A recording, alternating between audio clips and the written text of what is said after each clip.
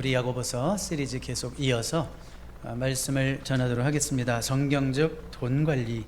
성경의 기도 관련 구절이 기도 관련 구절이 한 500번 정도 나옵니다.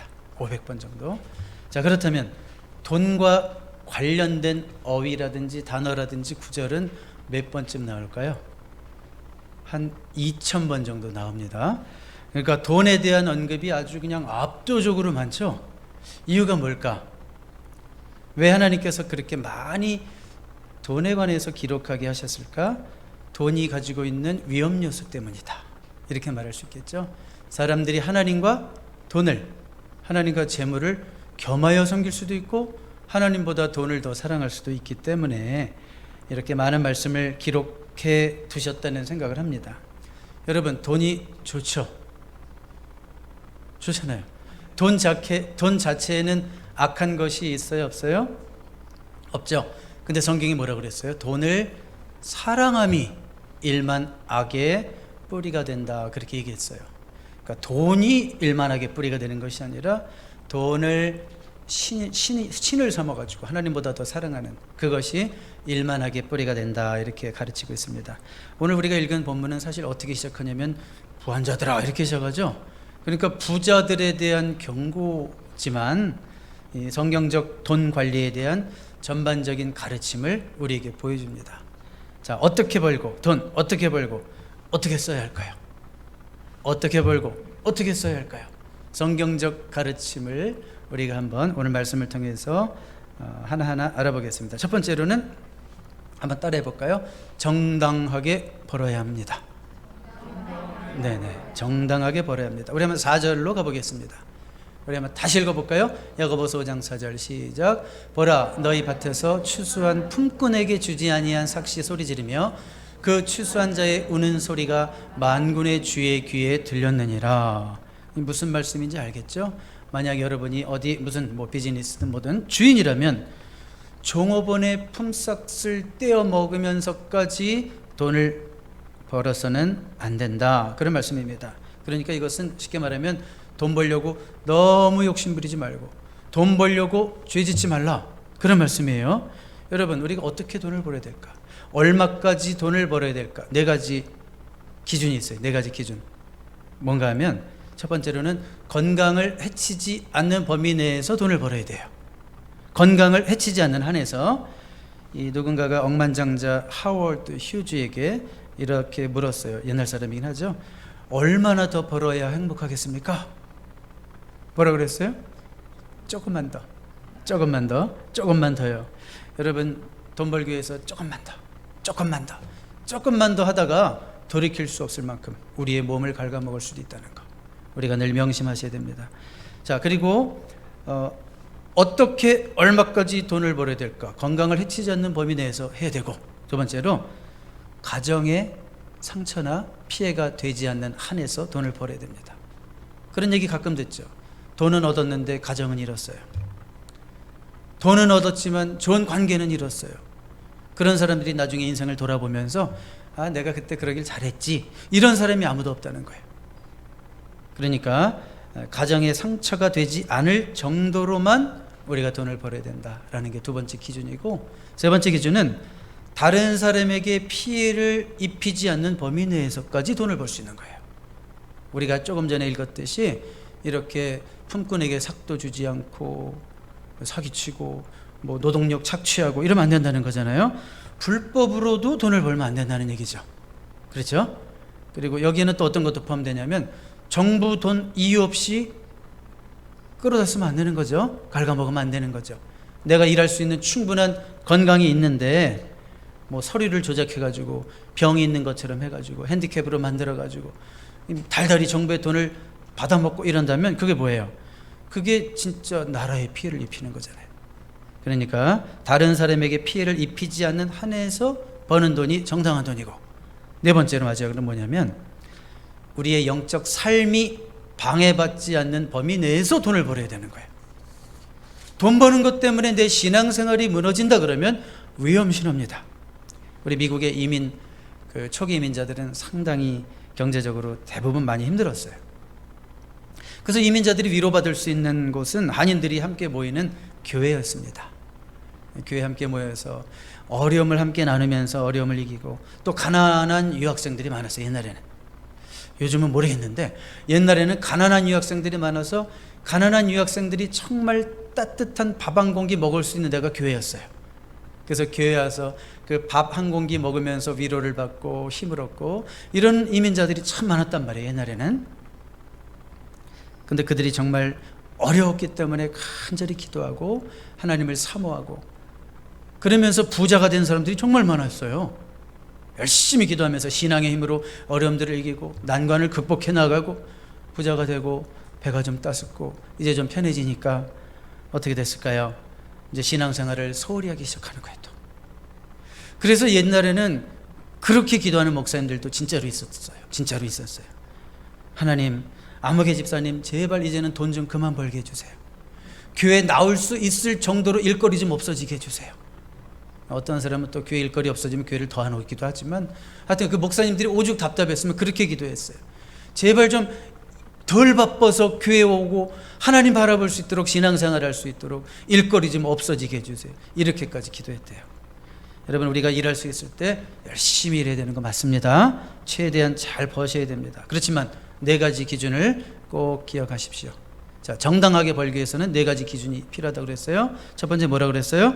건강을 해치지 않는 범위 내에서. 두 번째로 가정을 해치고 상처 주지 않는 범위 내에서. 세 번째로 다른 사람에게 피해를 입히지 않는 한에서. 또 마지막으로 뭐였어요? 우리의 신앙생활이, 영적 삶이 방해를 받지 않는 범위 내에서 돈 벌고 열심히 일해야 된다는 거 잊지 마시기 바랍니다. 자, 그래서 돈에 대한 성경적 가르침, 첫 번째로 어떻게 벌기? 정당하게 벌기. 이게 우리 그리스도인의 모토가 되어야 될 줄로 믿습니다. 두 번째로는 뭔가 하면 합당하게 저축하기. 한번 다 같이 따라해 볼까요? 합당하게 저축하기. 예, 우리 한번 2절과 3절을 읽어볼게요. 다시 한번 읽어볼게요. 어떤 말씀인가? 한번 이게 저축과 무슨 연관이 있나 생각하면서 읽어봅니다. 시작. 너희 재물은 썩었고 너희 옷은 좀 먹었으며 너희 금과 은은 녹이 슬었으니 이 녹이 너희에게 증거가 되며 불같이 너희 살을 먹으리라. 너희가 말세의 재물을 쌓았도다. 말세의 재물을 쌓았도다. 이거 저축인데. 그런데 당시 그들이 어떻게 저축했는지, 저축이 어떻게 이루어져 있는지 여기 말씀에 나타나 있어요. 여기 보니까 너희 재물은 썩었고 음식 사재기, 그렇죠? 다 썩혔어요. 음식 사재기 열심히 해서. 그 다음에 조미 먹었대요. 그러니까 그 당시에는 어떤 식으로 재산을 모았을까? 옷 사서 모으기. 그 다음에 녹이 쓸었다. 돈이 되는 금속, 보석, 물건, 골동품 막 이런 것들 그냥 막 모았다는 거예요. 근데 보니까 다 녹이 쓸어서 못 쓰게 됐다. 자, 이런 저축은 합당한 저축이라는 얘기예요? 아니라는 얘기예요? 아니라는 얘기를 지금 야고보 사도가 이런 식으로 말씀하고 있는 거죠. 우리도 사실은 이 말씀이 우리 시대에도 적용이 되고 우리 가정에도 적용이 되고 있죠. 특히 썩었고 할 때 그러면 여러분 뭐가 생각나요? 우리 집 냉장고 막 생각나잖아요. 냉장고. 그래서 가끔 우리는 냉장고를 정리하면서 부끄러워지게 됩니다. 썩어서 버리게 되는 음식이 너무 많아서. 어제도 제가 그냥 그저께구나, 썩은 참외 2개를 버리면서 왜 이걸 내가 미리 안 깎아줬던 거. 과일 담당은 저거든요, 저희 집에서. 자, 냉장고가 어떤 분 그래요. 냉장고가 가득 차 있어야지 마음이 편하대, 든든하대. 이해가 안 가. 나는요, 너무 어려서 힘들게 살았나, 보상받고 싶어서 그런가, 왜 그런 심리가 생겼을까. 주부들만 몰라서 그래요. 또 여자분도 이러겠지만 아무리 그런 얘기 들어도 이해가 안 가요. 저는 오래오래 두고 먹는 음식은 대부분은 뭐가 서식해요? 박테리아가 서식하잖아요. 뭐 특별히 발효 음식이라 뭐 김치처럼 상해야지 좋은 음식이 아닌 이상 오래 두고 먹으면 건강에도 나빠서. 우리 집에도 서영이 같은 애는 냉장고만 열었다 하면 허락도 안 받고 막 버리거든요. 날짜 딱 보고 이거 막 이틀 남았어, 버려. 근데 우리 집에 또 다른 여자는 계속 킵. 그 여자가 누구라고 제가 이름은 안 밝혔지만, 그래서 늘 우리 집에 뭔가 보이지 않는 긴장, 갈등이 있어요. 그저께는 제가 쓰레기통에서 제 둘째 아들이 버린 짬뽕 국물을 다시 꺼냈어요. 사실은 3일밖에 안 돼서 제가 먹으려고 놔둔 건데 쓰레기통에 그게 발견됐어요. 어쨌든 저는 그거 칭찬해요. 칭찬해요. 왜요? 지난 음식 버리는 거 얼마나 좋아요. 자꾸 새 음식 먹어야죠. 그러니까 썩히지 말자. 썩히지 말자 그 얘기입니다. 그리고 우리는 여기 보니까 옷은 좀 먹었으며, 또 이 말씀을 보는 순간 우리 집 뭐가 생각나요? 옷장이 생각이 나지 않습니까? 여러분, 옷장을 보면서 우리 가끔씩 한숨 쉬죠. 왜 그럴까요? 입을 옷이 하나도 없어. 이 세상 지구상에 사는 모든 여성들의 옷장에는 입을 옷이 하나도 없어. 한 벌도 없어요. 이상하죠? 그래서 한숨이 나와요. 사실은 옷이 너무 많아서 한숨이 나와요. 언제 입을까? 1년 동안 못 입고 2년 동안 못 입고 살 빼고 입을 거예요 라는 그 여인들의 소망을 꺾고 싶지는 않지만, 지난 1년 동안 못 입었다면, 지난 2년 동안 못 입었다면 빨리 거두어서 자선단체에 기부하든지 필요한 사람에게 얼른 철 지나가기 전에, 유행 지나가기 전에 주시기를 주님의 이름으로 부탁합니다. 아멘입니까? 아멘이에요? 자, 여러분, 이런 저축은 합당한 저축이 아니다는 얘기예요. 근데 과연 우리 사람들이 얼마나 저축을 할까? 제가 이 통계를 보고 깜짝 놀랐는데, 미국 사람들은요, 평균, 내가 믿어도 될지 모르겠어요. 신뢰할 만한 어떤 미국 목사님이 얘기해 주신 건데, 미국 사람들이 평균 4%밖에 저축을 안 한대요. 뭐 투자, 뭐 세이빙 다 포함해서. 유럽인들은 16%, 일본 사람들은 25%, 중국 사람들이나 한국 사람들은 너무 많아서 훨씬 높아요. 그러니까 전 세계에서 저축을 가장 많이 하는 사람들이 중국 사람과 한국 사람이래요. 뭐 성경은 저축에 대해서 뭐라고 얘기할까요? 지혜로운 사람은 항상 대비하고, 미래를 대비하고 저축하는 거 강조합니다. 계명에게서도 가서 배우라고 그러잖아요. 지혜로운 자여, 어려운 그 겨울의 때를 예비해서 지금 저축하라, 이걸 강조합니다. 근데 우리가 저축하는 사람이 되기 위해서는 두 가지를 먼저 배워야 돼요. 한 가지 뭐냐면, 뭘 배워야 될까? 내가 버는 것보다 적게 사는 것을 배워야 합니다. 여러분, 유명했던 지난 세기에 그 아주 최고의 기업가이자 신앙인이었던 거부 그러면 누가 생각나요? 록펠러가 생각나죠? 록펠러가 자주 했던 말이 있습니다. 자, 록펠러가 뭐라고 그랬냐면 이런 말을 했어요. 10%는 저축하라. 10%는 무조건 하나님께 11조로 드려라. 10% 뺐으니까 몇 프로 남았어요? 80%로 살아라. 이런 얘기를 딱 듣는 순간, 록펠러니까 저딴 소리 하고 있지. 알기나 알아 우리 집을? 10% 이렇게 떼고 10% 이렇게 떼고 어떻게 살아? 반문할 사람도 있습니다. 이민자로 어렵게 하루하루 벌어 살면서 저축을 상상도 못하는 사람들 정말 많습니다. 그런데 그럼에도 불구하고 저축을 권하는 사람들이 하는 얘기가 있어요. 1불부터 시작하세요 그러더라고요.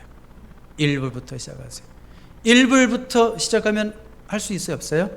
누구나 할 수 있다는 겁니다. 자, 그러니까 저축도 해야 되지만 중요한 건 뭐예요? 내 수입보다 적게 사는 훈련. 이렇게 살면요, 우리의 영적인 삶에도 굉장히 도움이 돼요. 스스로 내 자아를 죽이고 욕심을 죽이고 없어도 살 수 있구나라는 것이 훈련되면 우리의 영적 생활에도 큰 도움이 된다는 거 꼭 기억하시기 바랍니다. 또 한 가지 뭘 배워야 되냐면 비슷한 얘기예요. 내가 버는 수입으로 만족하는 걸 배워야 돼요.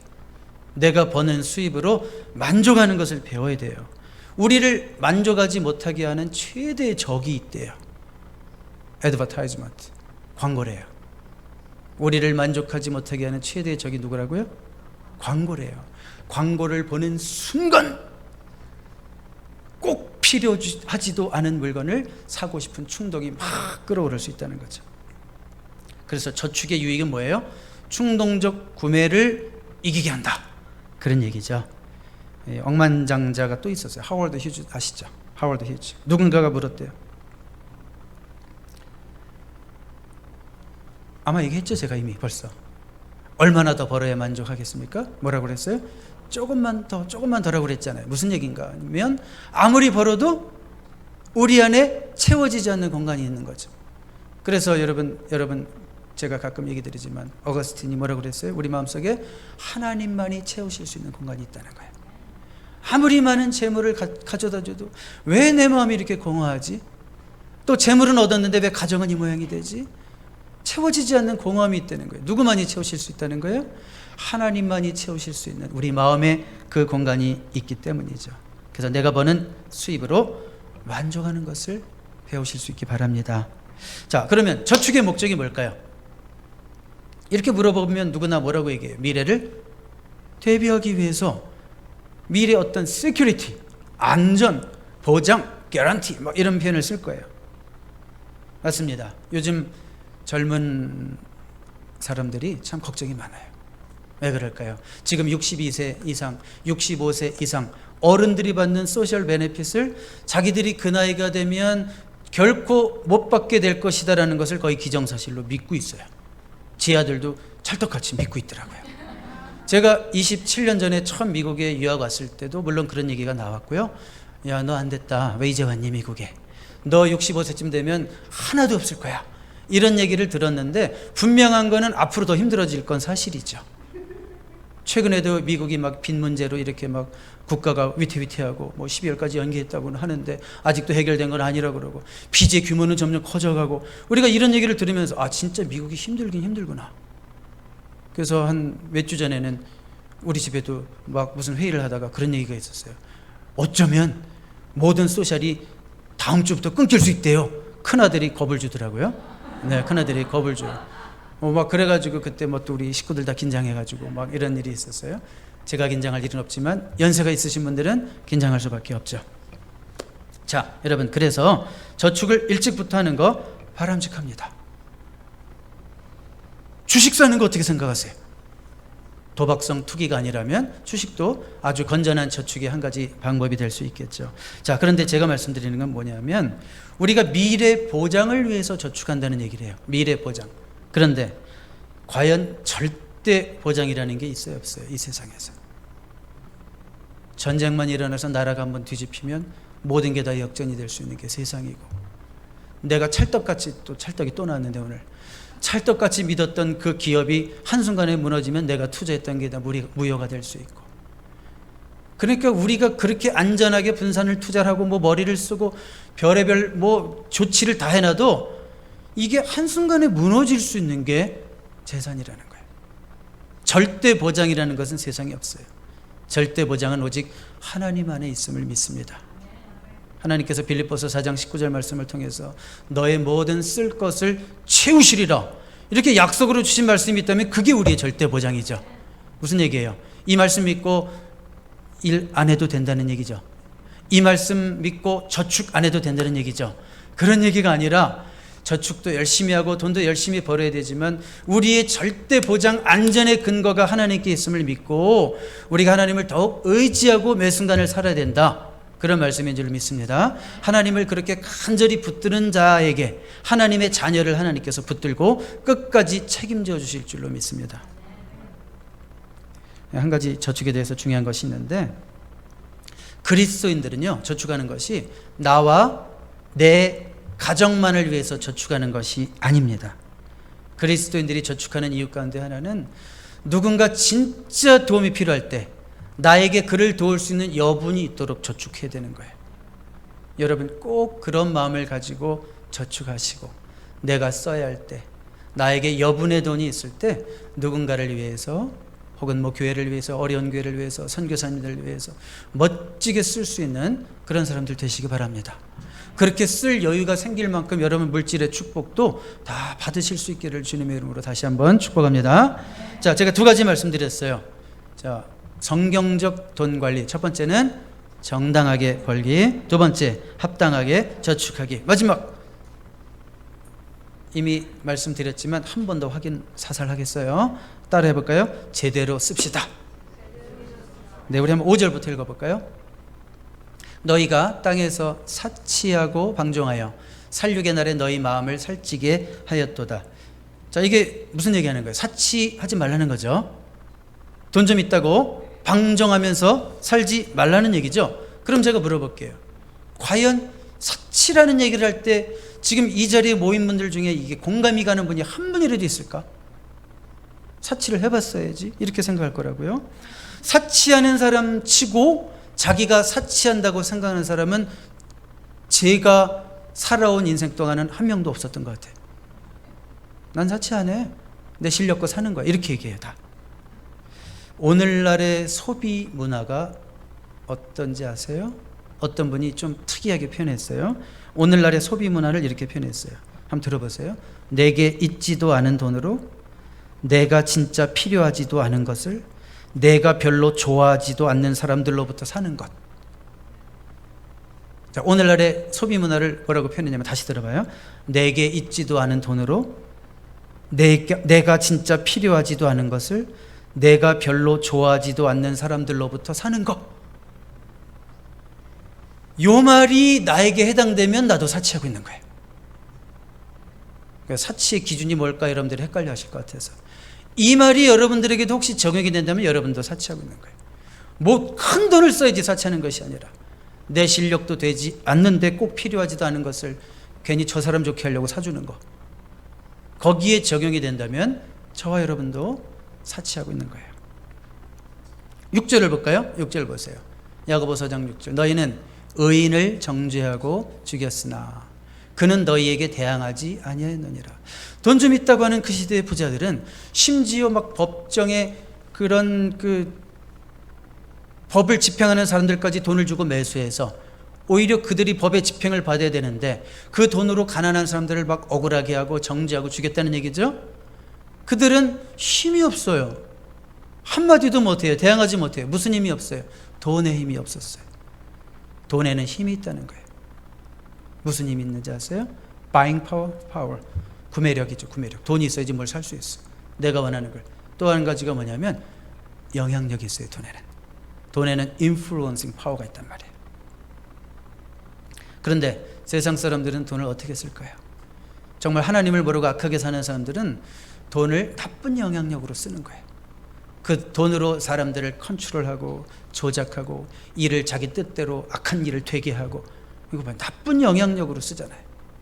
우리 그리스도인들은 돈을 어떻게 써야 되는 거예요? 돈을 잘 쓴다는 건 뭐예요? 이것으로 선한 영향력을 행사하는데 돈을 쓸 수 있어야 되는 거예요. 여러분 잘 아시는 워런 버핏이요, 이런 말을 해서 유명해졌죠. 나는 죽으면 재산 전부를 사회에 환원할 것이다. 지금까지 그분이 이렇게 막 기부해온 삶을 이렇게 좀 돌아본다면 그 약속을 지킬 것도 같아요. 최근에 몇 개월 전인데 6월에 41억 달러, 그러니까 4조 6천억이죠. 하나로 그 돈을 추가로 또 기부했어요. 그러면서 워런 버핏이 유명한 말을 했어요. 뭐라고 얘기했냐면, 이 사회는 내 돈이 필요하지만 나는 필요 없다. 돈이 있다고 이게 다 되나요? 아니, 돈이 있으니까 그러지. 그렇게 말하는 사람 기부 하나도 안 하는 거 아세요? 차라리 입이나 꼬매고 있으면 괜찮은데 꼭 한마디 하는 사람들 보면 기부 안 해요. 미국이 많이 타락했다고 하지만 이런 사람들이 꽤 많죠. 2020년도 기부왕이 누군지 아세요? 미국에? 아마존의 베이조스가 하나로 11조 101억 달러 이상, 11조 2천억인가 그렇게 기부를 했어요. 아이 뭐 수입이 많으니까 했다고요? 다 하나요? 안 그래요. 욕 무지하게 먹는 기업인도 많아요. 자기 배만 이렇게 부른 기업인들도 많아요. 그러니까 뭐예요? 많은 사람들이 미국이 타락했다 그러고 뭐 형편없는 나라라고 이제는 뭐 세속적인 나라라고 하지만 아직도 이렇게 기독교적인 토대 위에서 세워진 이 나라가 그래도 돈을 주시면 제대로 쓸 줄 아는 사람들이 제법 있구나. 이것이 아직도 미국을 지탱하고 있는 힘이 아닐까, 이런 생각도 해보고, 이런 부자들이 그냥 줄줄이 기부하기 시작하면 야, 이거 미국의 빚도 한꺼번에 다 갚겠다, 막 이런 소망도 잠깐 가져봤습니다. 자, 제가 뭐라고 그랬어요? 돈에는 어떤 힘이 있다고요? 영향력이 있다고요. 돈에는 힘이 있는데 그 돈을 가지고 그 영향력을 어떤 쪽으로 행사하면서 사느냐가 우리 그리스도인다움이 거기서 드러나는 거예요. 그 영향력을 가장 잘 발휘할 수 있는 방법은 내가 가진 것으로 누군가를 돕는 거예요.